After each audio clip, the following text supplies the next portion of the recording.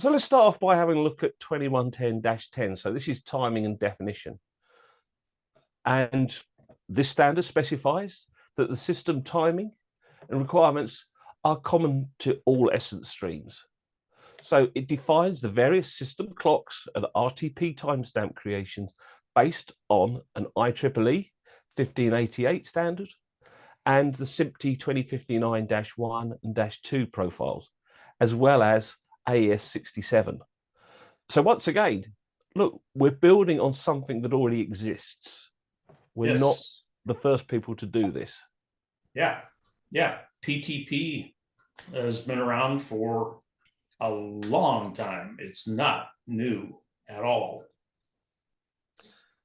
So one of the things you're going to need to be able to do, obviously, is have a secure, reliable, and robust kind of PTP network. And we've done many sessions where we talk about the parameters of that.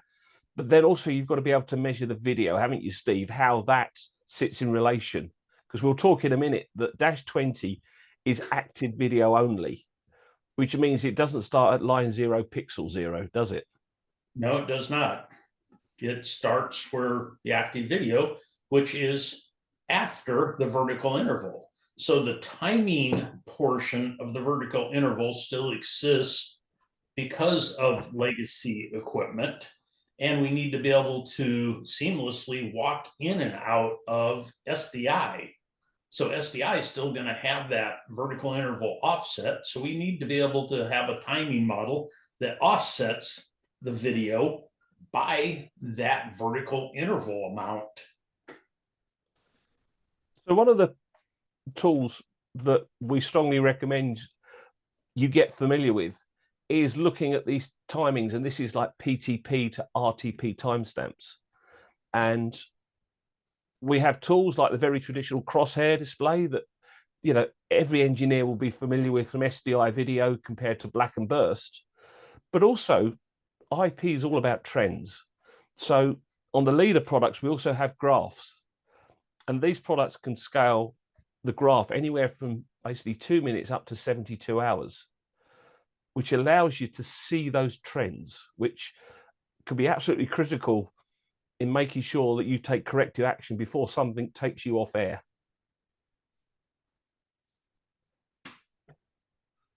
Yeah. And as Steve alluded to here, if you're in a world where you've got both SDI and IP, they've got to be synchronized together. Yes, So you need to make sure your PTP and your black signals, be it bi-level or tri-level, match each other, and they both start at the same point, which is going to be line 0, pixel 0, which you can see here that the PTP is perfectly in phase and in time with black because they're 0 by 0 here. then we've used the same graph, the same tool that everybody's familiar with, but now we're doing PTP RTP phase. Yes. And this is where you're going to see the first vertical phase offset. Yes. Yeah. And so just depending on the frame rate that you are going into, you're going to have the vertical line offset of, you know, at least for my side of the pond, if it's 1080i, 1080p, it's going to be, well, 1080i is going to be 21 lines out. 1080p is going to be 42 lines out.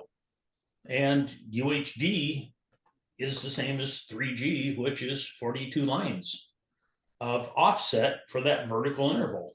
So that's when your time of the picture starts for pixel 0, line 0. And again, you can see it here on the graph showing PTP to RTP comparison. And there's one other graph that we've added, which is PTP to first packet arrival type.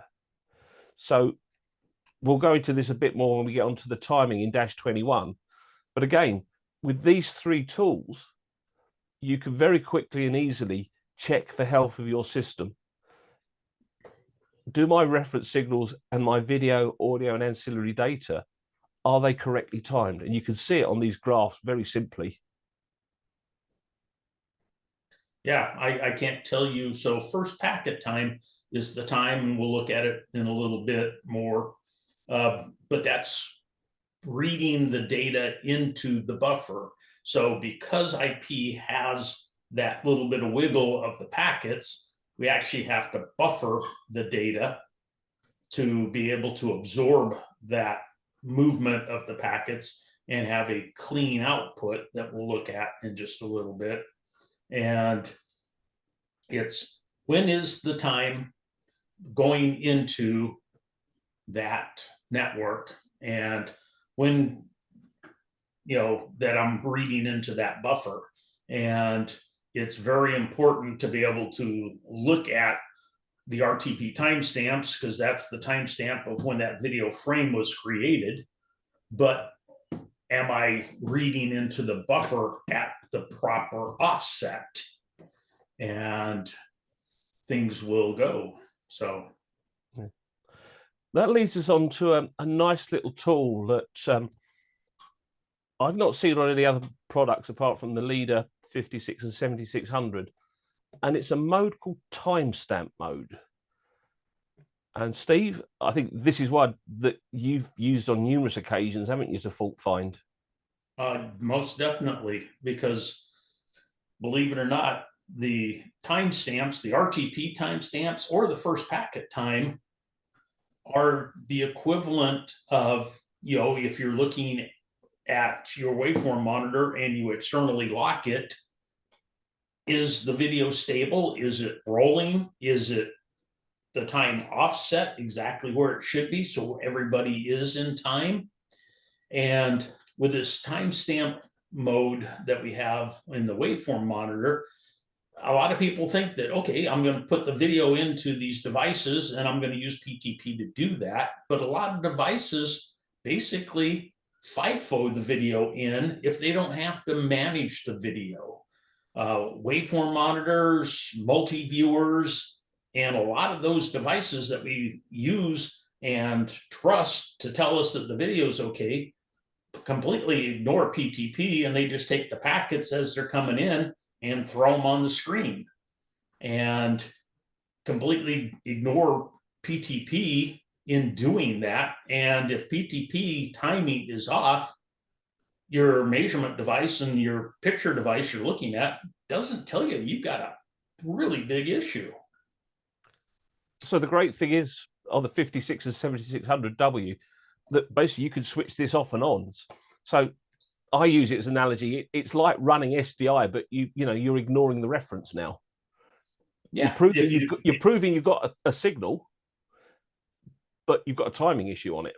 Yeah, if you have it turned on, it's like running external sync in SDI. You're synced to PTP to put the data into the waveform monitor.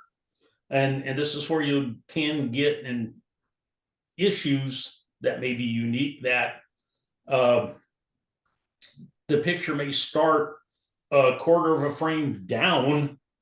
The top of the frame has nothing in it, and all of a sudden the top of your picture is actually a quarter of the way down the raster. And that's because the timing is offset. And if you turn the timestamp mode off and put it into free run mode or FIFO mode, boom, the picture comes perfect. And it will tell you very quickly that, hey, my timing model is not where it needs to be.